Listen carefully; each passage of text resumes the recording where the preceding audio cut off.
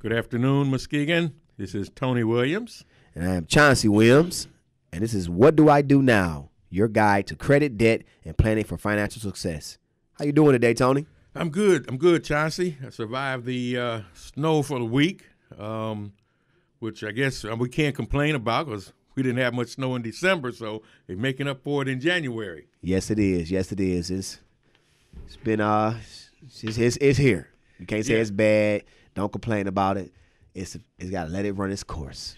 You know, and what's sort of ironic is that Monday was the Martin Luther King celebration. Right? Yes, sir.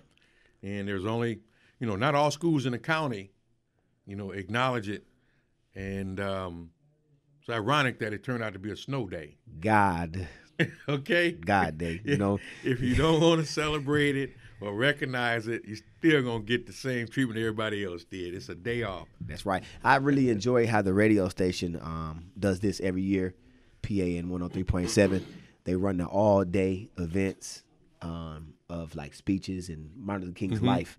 His life was revolved around the civil rights movement because he was a pivotal character in some of those events. Absolutely, right. And it's good to have a radio station that takes whole heart in that and do those things. I really want to give them 2 thumbs up, pats on the back, 2 claps, and a lot of love to that brother because I look forward to it every year, all the time. Some of the songs that's played, some of the old school songs from the 50s and 60s, some of the events that happened and how pivotal they were because we're living in a time where a generation, somehow they're out of touch and out of context. They don't understand the struggle, of what really happened. And I know we're here for financial reasons, but once upon a time, a brother could not talk about no stocks. We couldn't even be on the radio. We weren't allowed to have the knowledge, or let alone teach people about money. Absolutely. I mean, that's African Americans and minorities. I mean, it's just Martin Luther King paid a lot. I mean, for everything I do, I just see that if it weren't for Dr. King, I wouldn't be who I'm at today and how I'm progressing. Yeah, a lot of doors would not be open, and I couldn't agree with you more about PA and the staff here at 103.7 The Beat. Trying to enlighten our community to what some of the things happened in the past that a lot of our kids may not have been aware of. Yeah, it said I don't know. I'm quoting this again, but Ray Lewis says this, and I see how Martin Luther King is. He said, "You want 3 people in your life around you all the time: inspired, excited, and grateful." And every time I come into this radio station, I see people that's happy to see me and proud to be around them. I'm grateful for the situation, like people like you and everything. And that's what Dr. King was about: inspired, excited, and grateful for everything that happened in your life. So I appreciate everything that they're doing. Yep, that's profound, Chauncey. And I take my hat off to the folks here at 103.7 The Beat because they're allowing us to do what we do as well. That's right. So that's another good thing and another good reason for folks to support this radio station and listen and contribute in any way you can to make sure that this radio station stay around. That's right. Amen. Man, you got some good raves. I saw some guys. I've been talking to some people. They loved the last show we had, Brother Williams. Oh, okay. And they were like, keep on pouring it on about those investments. Some people actually researched them up and actually opened up Trader King accounts. We might have to contact them and say we deserve a sponsorship. I think we should. Yeah, we mentioned their name, and people have been seeking them already. That's good. Yeah, I had the same experience where people did tell me the same thing, Chauncey, that they're not really, knowledgeable or avid involved folks in the market, but they do want to hear about it in a way that they can understand it. That's right. Sometimes if you watch the CNN and go too some fast. of those, they're over the top, Yep. So we try to break it down so folks understand it, and just so you have working knowledge of what it means. Yeah. So, and a caveat to that is this week was a extremely volatile week in the stock market, and it happens. 3,000 points basically, the market dropped. A correction in the market is considered 10%. That's not that much. No. So if the market was at 18,000 and it dropped 10%, that's like 1,800. But it dropped 3,000. So that's a major, major correction. There's so many things that go into the market and how it reacts. From what I can understand and gather from research is that two of the main components to this correction was China. Oh, they always a factor. And the Middle East. Okay? So, because when we look around us in the United States, I think we can feel somewhat confident that our economy is growing. It's okay. We don't hear about a lot of unemployment. Employment now is, below 5% and has been there for the last 2-3 years and seems to be holding constant.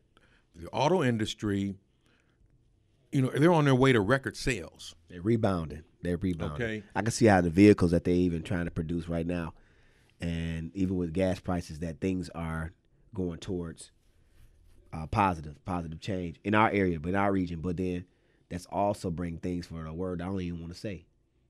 Okay. I don't even want to bring that, because when you see that start changing, that shift, and you said China and Middle East, you already know what it sound like. Right, because the market is so globalized now. Yeah. Okay. In the past, it was a saying that when the United States sneezed, Detroit caught a cold. All the time. Which meant that if there was any downturn in the gross national product, the auto industry were some of the first ones to feel it because people stopped buying automobiles. Therefore, you start laying folks off, unemployment goes up, and it's just a ripple effect because of all the other suppliers in the state of Michigan. But that didn't happen this time. Okay, which is a strange phenomenon for those that understand economics in the United States. It's because of foreign events that created the stock market correction because we're so heavily invested in those markets. Okay, all right. This is in 25 years, this is the slowest growth that China has experienced. Okay, in 25 years. So therefore, the folks in the market is saying that at some point in time there's going to be a ripple effect, and they're just kind of adjusting. When you devalue the stock, you're basically taking it back down to where you think it should be. That always happens though. That's part of the cycle. The cycle. It happens. Like you have a big time where you have large increases, but then they go for so long, then they flatten out, and then it just right. World events. 9/11. We saw what happened to the market. It made a huge correction. When we go back even further than the Desert Storm, it had a major correction. You go back to the oil embargo. That's right. Okay, all those things affected the stock market that we have. Right. Yeah, in a very negative way. So this is a little bit different. And now you look at oil and the price of oil, which is for us, prices we haven't seen in a long time. That's what I'm talking about. And the barrel, right now, a barrel of oil costs less than the barrel that it comes in. Okay, the barrel costs more than the actual oil in the barrel. So if you somebody that was investing in oil, when it shoot back up, the best time to do is right. Just buy right now. Right. You can buy. And trust me, over time, it will happen. Okay, but there's a lot of things that are at play that have affected the world market for oil. One is overproduction. Two is that a lot of countries now are producing oil because it was at one point it was so expensive it became advantageous for those countries offshore to drill drilling their own oil. Yep. Okay, so now there's this huge gluttony of inventory of oil. It's the law of supply and demand. The more you have, the less you can charge for it. So it is only a matter of time before that comes back around. But when you look at what the effect had on the stocks of the American companies, you think a 3,000 point drop would mean that some of these stocks are probably half of the value that they were prior to the correction. But that's not true. Okay? And I had brought a couple examples over based on what we did 2 weeks ago as far as a comparison. And one was 2 weeks ago prior to the drop in the market. For instance, Walmart back on December 31st. Okay. $61.30. As of today, Walmart is $61.80. It's like there was no real impact. Actually, it went up. So if you owned a Walmart stock, you didn't get hurt by the correction. Wow. Okay? Take a look at Apple. Take a look at Apple. The same previous date, back on the 31st, Apple was $1.05 a share. And as of today, after the correction, it's $95. So that's like $10. And when you look at the $105 that it was selling at, it's not a huge correction, again, with Apple. You say it lost 3,000 points? 3,000. When you look at it now, the Dow is at 15,000 points, and the high was at 18,000. Wow. So, you would think that, man, there's stocks out here that's half the value that they were prior to it, but it's not. It's weird. Pandora, which we talked about, auto industry, using Pandora in their automobiles. All their cars, like Right. Ford and GM. Back on the 31st, it was $13 a share. Now it's $9. So it has lost some value, but not what you would think. Comcast, $56.43, but as of today, it was $53.98. So $3. Yeah, not even $3. Actually, almost just $2. Microsoft, $55.48 a share. Today it was $49 or $50. Okay, so like a $5 drop. Now, typically, you wouldn't see that, though. No, you wouldn't see a huge. That's a major correction, but still, when you're looking at the way the market corrected, you would think that it would be down into the 40s, low 40s, high 30s. AT&T, $34.41 back on December 31st. Today, $34.14. Hardly any effect on it. Just do a couple more here. Of course, we always like to look at Google. Google probably took a bigger hit than most of them, only because the share of stock was $758. Today it's $688. So again, there's still a correction. General Motors, $34 a share, and today it's at $30 a share. So it lost 4 points. Not a bad buy in my opinion. McDonald's, $118 back on December 31st, and the day is at $117. So there was a lot of stocks that did make huge corrections, but a number of them really didn't get hurt as bad as you would think they would be. Okay, so that's what's strange about this correction. You don't really see it. It's not reflected in the individual stocks per se, versus what we see as a whole. And something interesting I ran across while I was doing some research today. Weight Watchers. Weight Watchers. You know about Weight Watchers, right? Yeah, I do. Been around a long time. Man, And I just noticed, I don't know, a few weeks ago, I seen Oprah on doing a Weight Watchers commercial. And I thought, wow, that's different.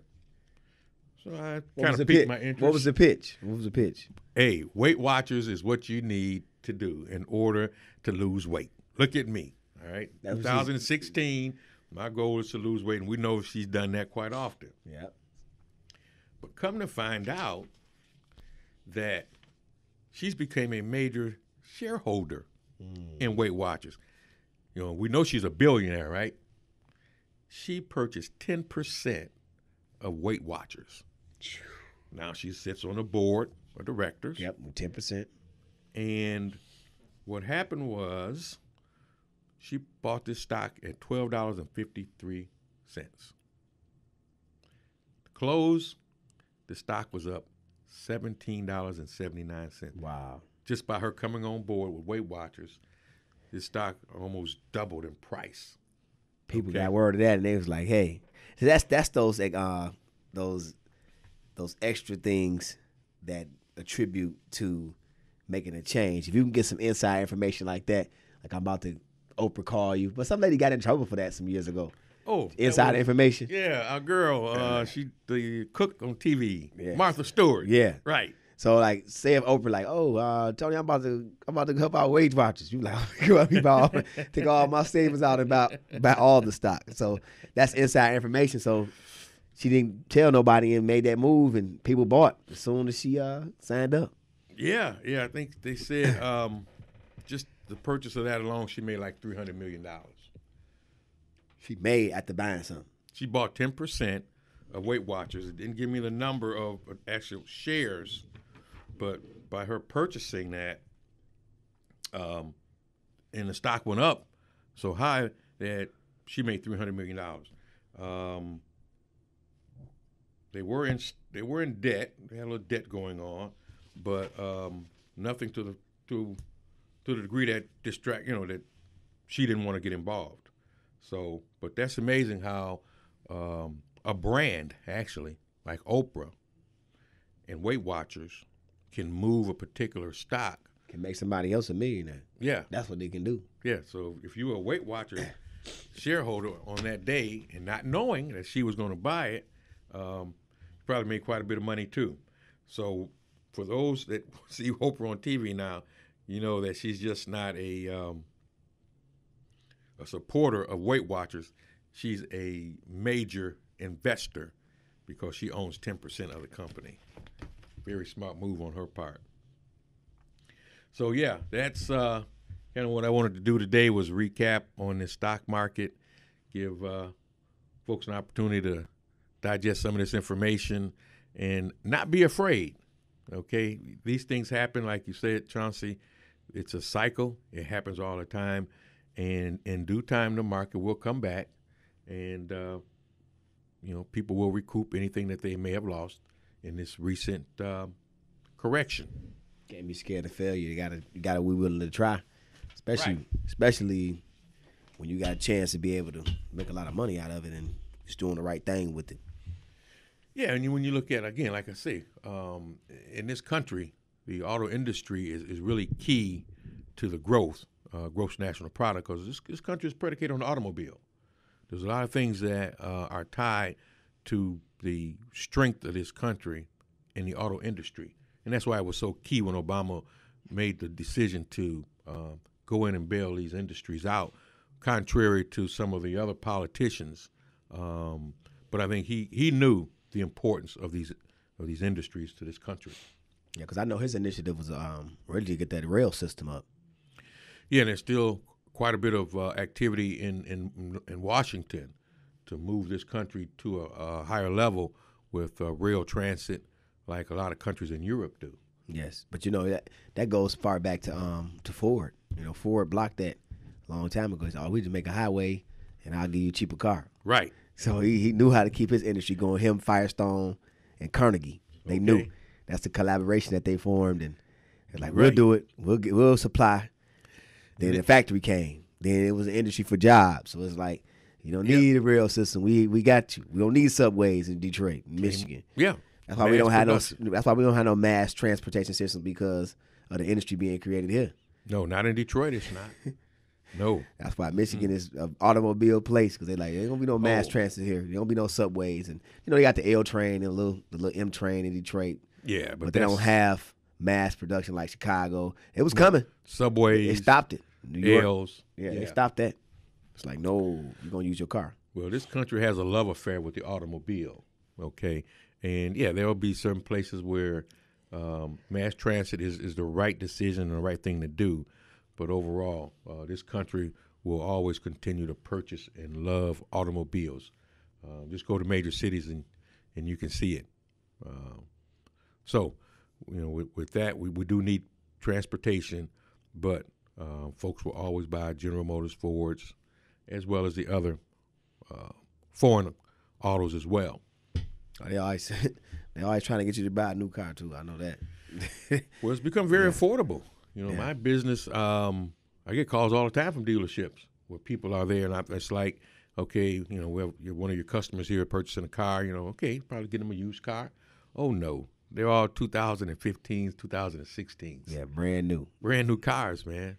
And, they're putting on additional shifts over in Detroit, Saginaw, some of those areas where the auto industry is still prevalent. Because I noticed something else also, Tony. They're making cars where they're giving you can get the basic brand all the way up to the souped up LTZ, LT. Yeah. You can get all the bells and whistles, or you can get the same car, but not all the bells and whistles. You just had a body style. Yeah. And not even the same motor. But if you just want that look, we'll get you an affordable look and less accessories.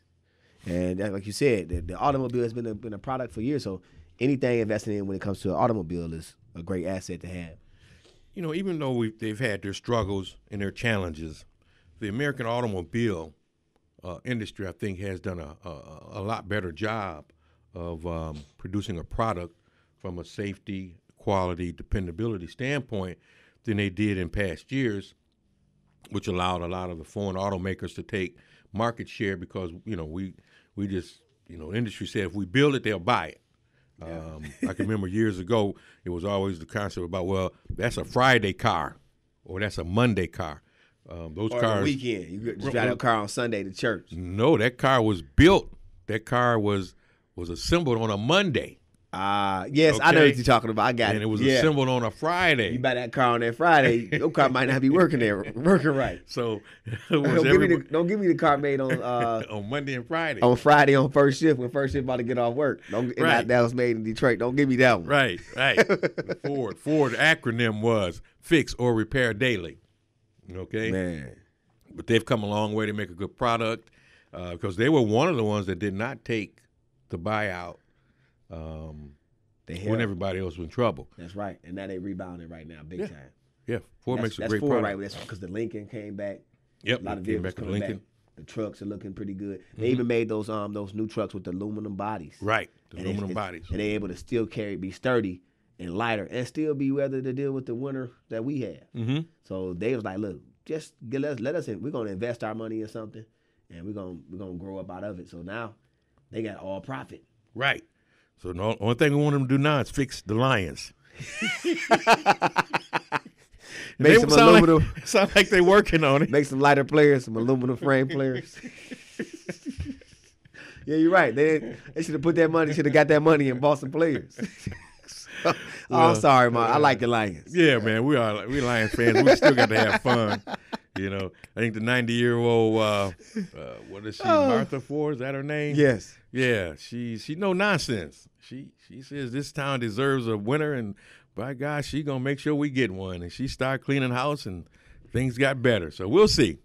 But yeah, the Lions are still the team that we root for, just like we root for the auto industry in Detroit because it's so important to the Muskegon economy as well. There's a lot of plants that provide parts for the auto industry. Even the industry that we live in today, in Muskegon, I mean, we're not a major supplier of a whole vehicle, but we provide products. A lot of plastic products. Bumpers, seats, door handles, seat belts, mirrors. Yeah, mirrors. So we provide to those industries, in those major car industries. So we're not the subgroup, but we're like the group that we keep it going. Like you said, Michigan. Yeah. We're all connected. And when you think about an investor, when you buy stock, you actually helping people out that's working at those places right now. Mm-hmm. Yeah, you're becoming a shareholder. You're helping somebody keep a job. So when you look at, I don't know about the stock market, do your research. If you like a company, like I said a couple weeks ago when we started talking about one-on-one, before we started talking about it, if you're going to buy some stock, look what you have on your body. Mm-hmm. Like if you wear certain name brand clothing and you always buying their clothes and shoes, you like them enough. If you buying it all the time, I can guarantee you there's a million people out there buying it all the time. Like the vehicle you drive, if you're driving Chevy, buy some Chevy stock. Yeah, General Motors stock. Yeah, buy it. If you Ford, Chrysler, driving Caddy, General Motors, you got it. Yeah. The clothes you wear, the foods you eat,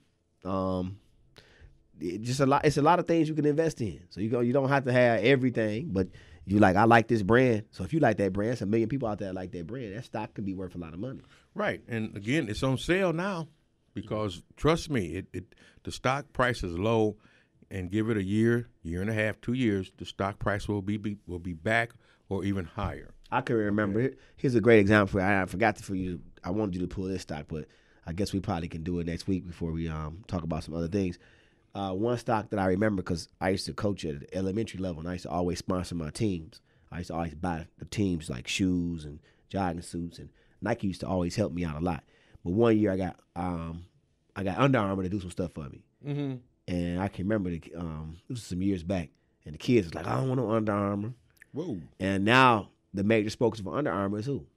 Stephen Curry. Stephen Curry. Okay. So now if I bet if I bring out 12 pair of Under Armour shoes, the kids would be in on those Under Armours. You know they will.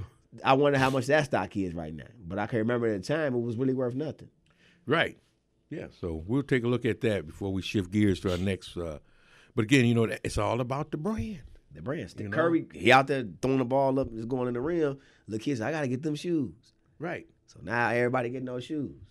And was it LeBron signed almost $1 billion deal or something? It was some ridiculous amount of money. $500 million, I think. It was with Nike. Yeah. But it's a good investment for Nike. Yes, it is. Okay. Yeah, it sounds like a lot of money to us. But when you look at what they will sell over time because of who he is, that's a good investment. Just like with Under Armour with Curry. Yeah. They're gonna bring some shoes. They're gonna bring some shoes out for $500. Okay. Especially if he can win him a title in Cleveland. Yeah. Yeah. Which, speaking of that, didn't look good Sunday night, though. Man. It didn't look good at all. Like a JV team going against a college squad. And they just kept the heat. They just turned the heat up. Golden State didn't take a step back, nothing. They just kept jacking threes. Yep. But you can look at that. All this stuff is done. This is all financial moves. Him moving back to Cleveland. Yeah. Dan Gilbert that owns Quicken Loans. Him investing in Detroit heavily with his money, trying to grow that city. So it's all connected. Got LeBron close in Cleveland. So it's just, and those are two areas that's not mirrored, but they're two areas that are driven by the auto industry. Mm-hmm. Yeah. Most of the people that live in Cleveland and Detroit work in the auto industry. You're absolutely correct. And their communities are not teetering, but they need to be redeveloped because they're the older homes that we used to call the homes they say called flip mattress. Like somebody sleep in the house for 8 hours. Right. You flip the mattress over, and the next man come in off the next shift. Yeah, sleep hot bunks. Yep, hot bunks. A lot of those homes in those two cities, even our city, we still have some of those old homes that's here. Mm-hmm. You know, where you can look through the front door, you see the back door. All the way through, yes. All the way through a rock here, everybody in the house. You know, we still got some of those properties around here, and Detroit got a lot of those properties. Cleveland has them. Those are the cities made for those industries, so people can come in and work in those industries. And when you think what's going on now, it's a trend to build those places back up and people to move in them. So it's a lot of investments that's going towards, like you said, the auto industry. Mm-hmm. You know? Yeah, and they're going to build more auto plants. They're just going to be more sophisticated. You know, you won't need as many people to operate a state-of-the-art auto plant like you do now. When Ford just first started the assembly line, it was very labor-intense. But through technology and with advent of computers, you know, you can probably get 2 people to do the work of 4 or 5. To build a whole car. So, but in order to stay current, the automobile industry has to reinvest in those kinds of factories. But along with that come the service industries too, from a technology standpoint. So those industries will follow the auto industry when it comes to computer analysts. Information technologies. Right. Absolutely. IT. Those IT people are real big. And I try to tell students this all the time, like, learn how to write code, like you say, Microsoft, IBM, those places, Apple, invested in those companies because those companies are the next generation. That's right. It's 1 million jobs out there right now that people are preparing for. The jobs aren't even out there, but the careers are being created in schools right now. And if you can program and write code and you're investing in that stock, you're going to be able to make a lot of money in the future because that's the industry that's big. Technology, information systems. Yep. People that know how to do that, it's like 5% of the population that knows how to work in that field. Mm-hmm. And that's going to be it's growing. Yeah, that's 5% of the world. That's where all the money is at. It's growing right now. Yeah, I think Microsoft, you can get certified in all the various applications of Microsoft. So on your resume, you can say, you know, I'm very avid in the Excel or the CAD or whatever product that Microsoft has. Yeah. So again, that's HTTP. I mean, writing websites and building websites. That stuff is big. I mean, they having majors now. I can remember even when social media first came out. There's people that's social media specialists. Yeah. Oh, yeah. I was working for a mortgage company, and I was telling them, I said, we need to get into them social media. This was like almost in like 2003 or 2002. And I think Facebook just hit. It's like, oh, we don't need that. We make money with flyers, mailing them out. Now everybody's on it. Nope. I think I should have went back to school and made it Okay. in social media. Right. Network marketing. And, just like we're saying, how the auto industry is going to retool these plants. So the individuals that come into work, they have to be computer literate and be able to adapt and use a computer, because a lot of the work is going to evolve around that. So that application says that you got to have some kind of a skill in how to operate computers versus a wrench. Yep, technology. So that's the next way to invest in. When you look at technology, like you said, cars working with pushing the button now. Yeah. I mean, all the voice activated text messages, the GPS units. It's just unlimitless, the amount of information that's going into these automobiles today. Well, Chauncey, looks like our time is about up today, but as usual, it normally goes fast when we're having a good time. That's right. So, Ms. Geegan, we appreciate listening. Hopefully you find our dialogue entertaining and informative. And hopefully next week at 3 o'clock, you'll join me, Tony Williams, Farmers Insurance. Chauncey Williams.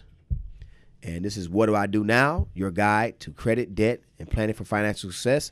If you want to look for us, I'm on Facebook, Credit and Debt Help, and WhatDoIDoNow.biz. Tony is at Tony Williams at farmersinsurance.com, located at 752 Pine Street. Phone number is 231-903-0314. And we are What Do I Do Now at 103.7 The Beat. Thank you. 7 The Beat. Thank you. 7 The Beat. Thank you. 7 The Beat. Thank you.